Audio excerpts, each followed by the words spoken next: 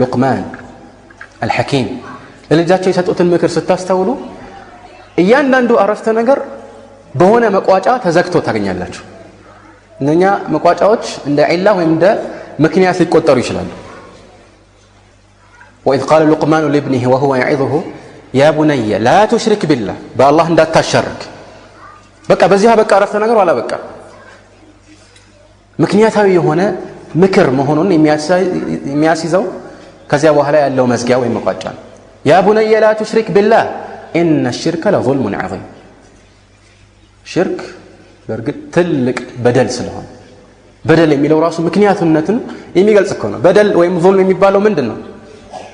وضع الشيء في غير موضعه ነው። አንድ ነገር ያለ ቦታው ማስቀመጥ መሆን የሚገባውን ትቶ የማይሆነውን መስራት። አምልኮ ለአላህ ብቻ የሚገባ ሆኖ ሳለ ለፍጡራን ማከፋፈል ትልቅ በደል ነው። ይህ ምክንያታዊ የሆነ አገላለጽ ነው። አድርጎ አታድርጉ ብቻውን ተጽዕኖ ቢያሳድርም ይህ ተጽዕኖ ምክንያታዊ ስላልሆነ ዘውታሪነት ላይኖረው ይችላል። يا بني لا تشرك بالله إن الشرك لظلم عظيم ከዚያ በኋላ አለፍ ብሎ يا بني إنها إن تك مثقال حبة من خردل فتكن في صخرة أو في السماوات أو في الأرض يأتي بها الله من دونه مزجاو إن الله لطيف خبير በልጆች ስነ ልቦና አእምሮ ውስጥ አላህን መፍራት በእንደዚህ አይነት ቃላት በቀላሉ ሊሰርጽ ይችላል። ምሳሌው አነጋገር የትም ብትሄድ አላህን ፍራ የሚለው ቃል ተጽዕኖ ሊያሳድር ቢችልም ይህ በቁርአን ላይ የተገለጸልን ቃል ይበልጥ ተጽዕኖ ያሳድራል። ለምን? ምሳሌያዊ ነው። إنها إن تك مثقال حبة من خردل የሐባ የአንዲት ፍሬ ያህል ክብደት ያላት ከትናንሽ ጥራጥሬዎች ወይም ከሰናፍጭ እንደሚባለው ከዚያም በኋላ ፈተኩን ፊ ሰኽረቲን ምናልባት በአንድ ቋጥኝ ውስጥ ተደብቃ ቢሆን አስተዋል ቋጥኝ ተጥሎባት አይደለም የተባለው ግን ራሱ ተቦርብሮ ምናልባት ገብቶ ቢሆንና ከዛ ቢደፈን ማለት ነው። አው في السماوات በሰማያትም ቢሆን አው في الارض በምድር ياتي بها الله الله ከገባችበት ያውቃታል ብቻ አይደለም ከማወቅ አልፎ ያውጣታል። إن الله لطيف خبير الله سبحانه وتعالى رقيق هنا علم ያለው ጌታ ነው። يا بني أقم الصلاة وأمر بالمعروف وانهى عن المنكر واصبر على ما أصابك مزجاو من دنو إن ذلك من عزم الأمور لجي هو صلاة سجد بتشاسون طبقه سجد أقيم الصلاة በመልካም እዘዝ ከመጥፎ ከልከል። አንዳንድ አባቶች ወይም እናቶች አንተ የራስህን ያምልኮ ተግባር ብቻ ፈጽም በዚህ ላይ ጎበዝ ሁን ችግር የለም ግን የሰዎች ህይወት ውስጥ አትግባ ይሉታል። የሰዎች ህይወት ውስጥ አትግባ የሚለው በጥቅስ ምልክት ውስጥ ነው። ምን ማለት ፈልገው ነው? በጥሩ አትዘዝ ከመጥፎ አትከልክል። ይሄ ከቁርአናዊ ትእዛዝ ጋር የሚጋጭ ነው። ለአላህ Subhanahu Wa Ta'ala እምነት ያለንን ተቆርቋሪነት የምንገልጽበት ተግባር الأمر بالمعروف والنهي عن المنكر أقم الصلاة وأمر بالمعروف والنهي عن المنكر كما تفهم كلك واصبر على ما أصابك بزهم ሁኔታ በሚያገኝህ ላይ ትዕግስት አድርግ። ለምን ከመጥፎ የከለከለ በጥሩ ያዘዘው ሁሉ ሙሲባ ሊያጋጥመው ነው። ትዕግስት አድርግ። إن ذلك من عزم الأمور መዝጊያውን አስተውሉት። ምክር እንዲህ ነው መሆን ያለበት። ይሄ ነገር ቁም ነገሮች የሚቆጠር ነው በቀላሉ ሲገለጽ ማለት ነው። ولا تسعر خدك للناس ولا تمشي في الأرض مرحا ፊትህን በማኮማተር ሰዎች ሲያናግሩህ ማለት ነው ወደ ሌላ ያያየህ በንቀት መንፈስ እንዳታናግራቸው። በምድር ላይም ስትጓዝ እየተኳራህ አትጓዝ። ለምን? ምክንያት አለው። ምንድነው መዝጊያው? إن الله لا يحب كل مختال فخور الله سبحانه وتعالى يمين بتقررنا يميكوران باتقالي كلنا ما يود. واقصد في مشيك واغضض من صوتك من دنا مزجاو إن أنكر الأصوات لصوت الحمير أكايدنا استكاكله هيد دمصنا مزق أدرك لمن كدمصوت كله يمياستقلاو يا هي دمصنا ድምጽህን ከፍ የምታደርግ ከሆነ ያለ ምክንያት እንደ አህያ የሚያስወቅስ ነው፣ የሚያሳፍርም ጭምር። እነኚህ ምክሮች በተለያዩ ጉዳዮች ላይ ያጠነጠኑ ከመሆናቸው ባሻገር በልጆች አእምሮ ላይ የሚያሳድሩትን ተጽዕኖ እናንተ መገመት ትችላላችሁ። መልእክተኛውም ዓለይሂ ሰላቱ ወሰላም በሚታወቀው ሐዲስ ኢብኑ አባስ ላይ ኢብኑ አባስ እሳቸው ሲሞቱ የነበረው እድሜ አነስተኛ ነው፣ ልጅ ነው። ለሱ የሰጡትን ምክር አስተውሉ። احفظ الله يحفظك احفظ الله تجده أمامك ولا كنت تجده تجاهك አላህን ጠብቀው ይጠብቅሃል። ምክንያታዊ ነገሮች በያረፍተ ነገሩ መጨረሻ ላይ ተሰክተው ታገኛለህ።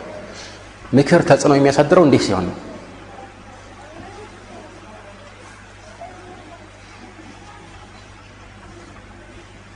ስለሆነም ለሌሎች የምንሰጠው ምክር ተጽዕኖ የሚያሳድረው ምክንያታዊነት ሲታከልበት ስለሆነ በተቻለን አቅም አንድ ነገር ስናዘው ለምን እንዳዘዝ ነው እሱ በሚገባው ቋንቋ በድፍኑም ቢሆን ማስቀመጥ ይጠበቅብናል። ይህ ሌላ ትልቅ ተጽዕኖ ያሳድራል። እሱም ምንድነው? ልጁ ወደፊት ሲያድግ ለምክንያት ተገዥ ይሆናል። ትክክለኛ ምክንያቶችን ያከብራል። ምክንያታዊ ያልሆነ ድፍን አመለካከት አይኖረው። ከዚህ ጋር የተያያዙ ሰዎች የሚፈጽሟቸው በርካታ ጥፋቶች አሉ። ወደፊት እናየዋለን። ይህ ያስተምሮት ስልት ቃላዊ ነው እያቸዋለሁ። ሁለተኛው ተግባራዊ ነው። ምናልባት በብዙ ልጆች ስነ ልቦና ላይ ይበልጥ ተጽዕኖ የሚያሳድረውና አሻራን የሚቀርጸው ይህ ተግባራዊው ትምህርት ነው። ልጆች በአካባቢ በሚያዩት ነገር ይመሰጣሉ። በተለይ ደግሞ የቅርብ ሰው የሚወዱት የሚፈጽመውን ነገር ለመፈጸም ጥረት ያደርጋሉ። ስለሆነም አባት ለልጅ ጥሩን ነገር ማሳየት አለበት። እናትም እንደዚህ። አንዳንድ አባቶች እንደ ምሳሌ ልጆቻቸውን ውሸት ያስተምራሉ። ልጄ ውሸት ጥሩ ነው እያሉ ነው እንዴ ውሸት የሚያስተምሩት? አይደለም። በብዙ መልኩ ነው። ሁለት ምክንያቶችን ልንቀጽላችሁ። ሰዎች ልጆቻቸውን ውሸት የሚያስተምሩባቸው ሁለት መንገዶች ሳያውቁ ማለት ነው። የታወቁን ትተዋቸው። አንደኛው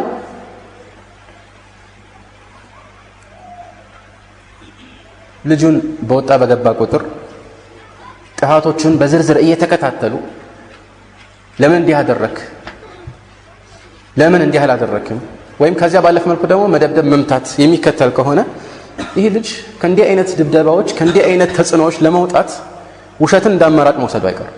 በተዘዋዋሪ ሳይወድ በግዱ አባት ልጁን ውሸት እያስተማረ ነው። ምክንያታዊነት የለማ። ሁለተኛው መንገድ አባት በልጁ ፊት መዋሸቱ ወይም ለልጁ መዋሸቱ ነው። ጎሻው ምሳ ከበላህልኝ ከረሜላ እገዛለሁ ይላል። አይገዛለትም። እሱም ልጁ ይለምዳል። በቃ ወደፊት እንደዚህ ነው የሚያደርገው። እንዲህ ካደረክልኝ እንዲህ አደርግልሃለሁ ይለዋል። ቃሉን አያከብርም። ወይም እሱ እየሰማ ይዋሻል። የሆነ ሰው መጥቶ እከሌ ያለ ወይ ሲል የለም በሉ ይላል አባት። ወይም ለልጁ ለራሱ የለም በል ይለዋል። የለም ይላል። ውሸት እያስተማረው። እነኚህ ተግባራት በተዘዋዋሪ ተጽዕኖ ማሳደራቸው የማይቀር ነው። እንዲያውም ከቃል ንግግር የበለጠ ተጽዕኖ ሊያሳድሩ ይችላሉ። መሸጥ ጣውሱ የውመን ቢእክትያል فقلد شكل مشيته بنوه قال على ما تختالون قالوا سبقت به ونحن مقلدوه وينشأ ناشئ الفتيان فينا على ما كان عوده أبوه. طاووس ታውቃላችሁ? ትርጉሙ በፒኮክ የሚባል አንድ ትልቅ ወፍ መሳይ ነገር አለ። በአማርኛም እንደሆነ አላውቅም። በልጭልጭ ላባዎች አሉት። ምሳሌው አነጋገር ነው። በኩራት መንፈስ እየተንበጣረረ ሲሄድ ልጆቹም ልክ እንደሱ እየተንበጣረሩ ከኋላው ተከተሉት። ምንድነው የሚያኮራቸው አላቸው ዞር ብሎ። ምን አሉት? ሰበቅተ ቢሂ ወነሕኑ ሙቀሊዱሁ፣ አንተ ነህ የጀመርከው እኛ ደግሞ እንደሱ እየፈጸምን ነው አሉት። ግልጽ ነው። ስለዚህ ሰዎች ልጆች በስርዓት እንዲያድጉ ከፈለጉ ጥሩ ቁድዋ ወይም አርአያ ሊሆን ይገባል። ጥሩ ቁድዋ ወይም አርአያ ሊሆን ይገባል። ብዙ ጊዜ እንደ ምሳሌ ልጆች አንድ ነገር ሲፈጽሙ ይህ ጥፋት እንዴ ልጅ ሆኖ በዚህ ዕድሜው እንዲህ አይነት ጥፋት ይፈጽማል ብለን እንደነቃለን። ለምሳሌ ሲጃራ ሲያጨስ ከታየ ካፊሩም ቢሆን መንገድ ላይ አንድ እድሜው ለጋ የሆነ ወጣት ሲያጨስ ካየ ይቆጣዋል ወይም ደግሞ ይደነቃል። እኔ ግን አንድ ነገር እላለሁ፣ ከዚህ ይበልጥ የሚያስደንቀው ትልቁ ማጨሱ ነው። ሐቂቀት ልጆች አእምሯቸው ገና አልበሰለም። ያዩትን ለመሞከር ስለሚፈልጉ ሲጃራ ሲያጨስ ሳይሆን እሱም እስቲ ልሞክረው ጥሩ ይሆናል ብሎ ወረቀትም ጠቅልሎ ቢሆን ጫፉ ላይ ለክሶበት ይስበዋል። ልጅ ነው፣ ገና ነው። ስለዚህ ይሄ የሚያስደንቅ አይደለም፣ ግን ልንወቅሰው ልናስተካክለው ይገባል። ይሄ ብዙ በርካቶች አሉት። ግን ትልቁ ሰው አእምሮ የተሟላ የተባለ ለሰው አርአያ መሆን የሚችለው የማይጣፍጥ ገንዘብን የሚያጠፋ ጤናን የሚያንኮታኩት ጭስ ወደ ሳምባው ማስገባቱ ይበልጥ ሊያስደንቅ ይገባል፣ ከህፃኑ ይበልጥ ማለት ነው። እነኚህ ሁለት መንገዶች ሶስተኛ መንገድ በብዛት የላቸውም። ተግባራዊ መንገድና ቃላዊ መንገድ።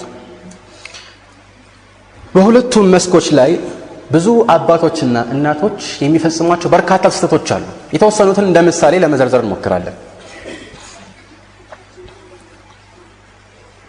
የመጀመሪያው ምክንያታዊነትን ማጣት ነው። ቅድም አብራርቼዋለሁ፣ አልደግመውም። ግን እንደ ምሳሌ ልጆቻችን ቁርአን እንዲቀርሉ እንፈልጋለን። ቁርአን ቅራ እያልን ዝም ብለን እንደበድበዋለን። እሱ አይገባውም፣ ትርጉሙም ራሱ ምን እንደሆነ አያውቅም። እሺ አሊፍ ፈታአ ይደጋገማል፣ መጨረሻ ላይ ሊሰለች ይችላል። ግን ያ ከሚሆን ቁርአን ማለት የአላህ ቃል ነው። የአላህን ቃል ከማንም ይበልጥ ማወቅ አለብን። ውስጡ መመሪያዎች ስላሉት የህይወታችን መመሪያ ነው። በዚህ መመሪያ መሰረት ደግሞ ህይወታችንን ከመራን የአላህን ታላቅ መስተንግዶ እናገኛለን እያለ ምክንያታዊ ምክርን ሊዘረዝርለት ይገባል። በልጆች ላይ ይሄ ተጽዕኖ ያሳድራል። ሁለተኛው ስህተት ልጆች በሚያጠፉበት ወቅት ያለው የሰዎች አቋም ነው። ሰዎች በዚህ ላይ ሁለት ተቃራኒ ጠረፎች ላይ ናቸው ማለት ይቻላል፣ አላህ ካዘነለት በስተቀር። የመጀመሪያዎቹ በነጋ በጠባ ቁጥር ወይም በትንሹም በትልቁም ዱላ የሚቀናቸው፣ ሌሎችን ማስተካከል የሚቻለው በዱላ ነው ብለው የሚያምኑ ናቸው። ሌሎች ደግሞ ዱላ የሚባል ነገር በፍጹም መሆን የለበትም የሚሉ አሉ። የዱላ ባለቤቶችን መንገድ ስናይ በህፃኑ ላይ የሚያሳድረው ተጽዕኖ ምናልባት እነሱ ከሚፈልጉት አንጻር ተቃራኒ ሆነ ሲበዛ ማለት ነው። ምክንያቱም ነዓም ሰዎች ሁለት አይነት ናቸው። ቃል የሚገስጸው አለ፣ ዱላ የሚገስጸው አለ። ይሄ ከህፃን ጋር ባይገናኝም እንዲህ ነው ሰው ልጅ ባጠቃላይ። ለዚህ ነው እኮ ዱንያዊ እና አኺራዊ ቅጣቶች ምን የሆኑት የተደነገጉት።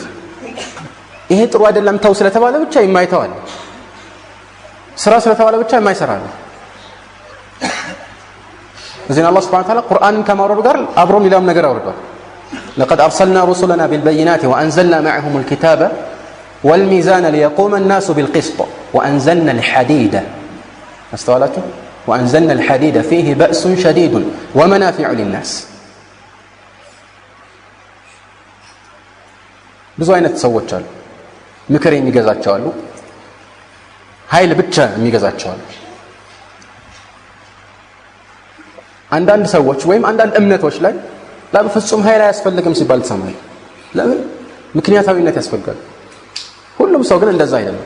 አንዳንድ ሰዎች ደግሞ በተቃራኒ በኃይል ብቻ በጡንቻ የሚያስቡ አላህ Subhanahu Wa Ta'ala ቅድሚያ የጠቀሰው ምንድነው? وأنزلنا معهم الكتاب والميزان ይሄ ነው ቅድሚያ የተጠቀሰው። አላህ ቁርአንን አውርዷል፣ መመሪያ ነው። በቁርአን ላይ የተመሰረተ ህግም በተዘዋዋሪ ወደ ቁርአን ይመለሳል። አልሚዛን የተባለው وهو القياس الصحيح ليقوم الناس بالقسط። ሌላም ነገር አለ። وأنزلنا الحديد ብረት ማለት ነው። በሳይንሱ መስክ በዚህ ላይ የሚጠቀስ በርካታ ተአምር አለ። እሱን አልጠቅሰውም። ግን وأنزلنا الحديد فيه بأس شديد ለምን ከተባለ ይህ መለኮታዊ ትእዛዝ ያልገዛውን ሐዲድ ወይም ብረት ይገዛዋል፣ ያስተካክለዋል ማለት ነው። ለምን ሰዎች እንዲህ አይነት ባህሪ ያላቸው? ኢነላህ ላ የዘዑ ቢሱልጣኒ ማ ላ የዘዑ ቢልቁርአን ዑስማን እንደሚለው። ለዚህ ነው ሸይኹል ኢስላም ኢብኑ ተይሚያ ይህን አስመልክቶ አሁን የጠቀስኩላችሁ መልእክት ካሰፈረ በኋላ ፈቂዋሙ ዲኒ ዐላ ልኪታብ ልሃዲ ወሰይፍ ናሲር ወከፋ ቢረቢከ ሃዲያን ወነሲራ ይላል። የዲን መመስረቻ መቆሚያው ሁለት ነገሮች ናቸው፣ አልኪታብ ልሃዲ ወሰይፍ ናሲር። ግን ሁለቱም ተግባራዊ ሲሆኑ ስርዓት በተላበሰ መልኩ የዲን አዋቂዎች ባጸደቁት መልኩ ነው የሚሆነው። እናም ልጆችን ሁል ጊዜ በዱላ ማስፈራራት ቅድም እንዳልኩት በርካታ መጥፎ ተጽዕኖዎችን ያሳድራል። አንደኛው ውሸት ማስለመድ ነው። ሁለተኛው ጥላቻን መውረስ ነው። ምክንያቱም እንደሆነ ሳይገባው ሁሌ በትንሹ ባት አንዳንድ ጊዜ የሚደንቀው ለመጀመሪያ ጊዜ የሆነ ነገር በስህተትም ቢሆን ሲያጠፋ ልጁ ይገረፋል ወይ ይመታል። ይሄ ስህተት ነው።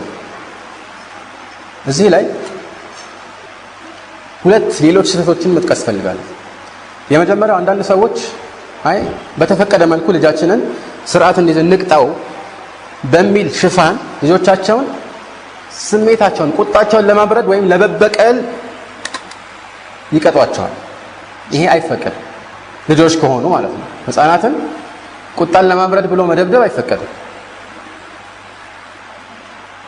ስርዓት እንዲይዝ ሲባል ብቻ ነው የሚጠቅመው ከሆነ ብቻ ነው ማለት ነው በሌላ አነጋገር። ሁለተኛው አንዳንድ አባቶች ልጆቻቸውን መቅጣት አለብን ብለው ሲወስኑ ወይም በትክክል መቀጣት ሲገባው ራሱ እኔ ከምቀጣው ይልና ታላቅ ወንድሙ ይጠራና ና በለው ደብድበው ወይ ደግሞ ግረፈው ነው።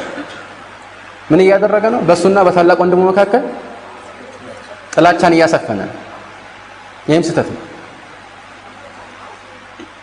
የዚህ ተቃራኒ ደግሞ አቋም ልጆች ጭራሽ መነካት የለባቸውም የሚል ነው። በብዙ ምዕራብ ሀገራት ለምሳሌ አሜሪካ ላይ ልጆችን መደብደብ እንኳን ይቀርና ለቅጣት ብሎም መግረፍ የተከለከለ ታውቃላችሁ።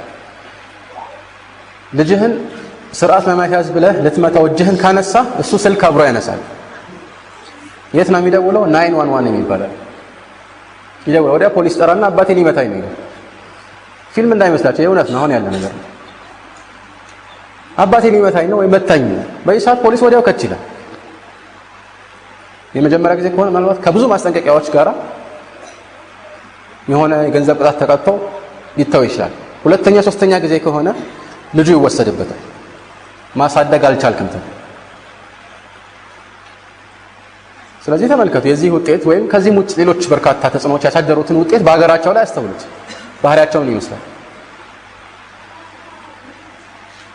ይህ ከሆነ ከምዕራብ በኩል ስለነፈሰ ብቻ አንዳንድ ሰዎች ማሻአላህ ይሄ ነው ስልጣኔ ብለው ያስባሉ። በመሆኑም ልጅ መነካት የለበትም።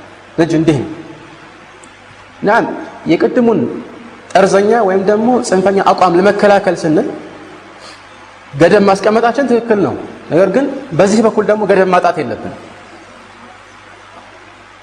ትክክለኛው አቋም መልእክተኛው ዓለይሂ ሰላቱ ወሰላም ቅድም በጠቀምኩት ሐዲስ ላይ እንዳስተማሩን አስፈላጊ ሲሆን ብቻ መጠቀም ነው። ምን ማለት ነው? يعني آخر الدواء الكي እንደሚባለው የመጨረሻው አማራጭ ሲሆን ማለት ነው። إذا لم يكن إلا الأسنة مركب فما حيلة المضطر إلا ركوبها አማራጭ ሲጠፋ የግድ ይሄ መሆን ይጠበቅበታል። ስርዓት የሚያስይዘው ይሄ ሲሆን ብቻ ማለት ነው። መልእክተኛው ዓለይሂ ሰላም በቀደሙ ሐዲስ ላይ ወضربوهم عليها وهم أبناء 10 ይላል። 15 ሲሞላቸው ምቷቸው፣ ሰላት ካልሰገዱ ማለት ነው። አመታቱ ራሱን የቻለ ገደብ አለው። ያው ፊት አይመታም ብሎ መነገር የሚያስፈልገው አይመስለኝም። አጥንት አይሰበርም መባል ያለበት አይመስለኝም። የታወቀ ስለሆነ የሚፈለገው እንዲፈራ ነው። 15 ሲመታቸው 7 ዓመት ላይ ነበር እዘዟቸው የተባለው። 3 ዓመት ሙሉ ትዕግስት አድርገን አስተዋላችሁ።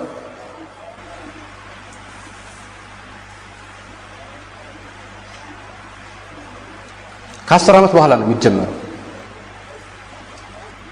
ስለዚህ እዚህ ላይ ያሉት ውዥንብሮችን ሊነሱ ይገባሉ ማለት ነው። ሌላው ብዙ ወላጆች ስህተት ውስጥ ከሚወድቁባቸው መስኮች መካከል አንዱ ልጆችን ማበላለጥ።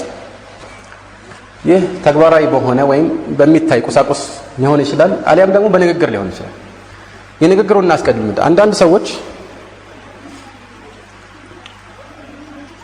ልጆቻቸውን ይጠሩና በተለይ እንግዳ ፊት ማለት ነው፣ እንግዳ መጥቶ ተዋወቁ ይባላል። ይሄ እንኳን ምንም አይገባውም፣ ደደብ ነው፣ እህቱ ትበልጠዋለች፣ እሷ ጎበዝ ነች። ወይም ደግሞ ታናሹ የት ስንት ነገር ያውቃል፣ ይሄ ግን ምንም የማይገባው ደደብ ነው ይላል ታላቁን ጠርቶ። ይሄ ልጅ እንግዳ ፊት እንዲህ ሲባል ምንድን ነው የሚሰማው? ያለውን ስሜቱን፣ ሞራል፣ ወኔውን ሙሉ ለሙሉ ማጥፋት ነው። በማነሳሳት ፋንታ ይባስ ጥላቻን፣ ምቀኝነትን እንዲያመረቅዝ ማድረግ ነው። ስለዚህ ማበላለጥ ሲባል ከንግግር አንጻር ራሱ ትክክለኛ የሆነ ፍትህ ሊሰፍን ይገባል። ይህንን በጥሩ መልኩ በፈገግታ እየተቀበልን እያስተናገድ ነው፣ እያቀፍ ነው፣ እየሳም ነው። ያኛውን በተቃራኒ የምናረቀው ከሆነ ይሰማዋል። ምን ያመረቅዛል? ከጥላቻ አልፎ ምቀኝነትን ያመረቅዛል። ጥላቻ አልፎ ምቀኝነትን ያመረቅዛል።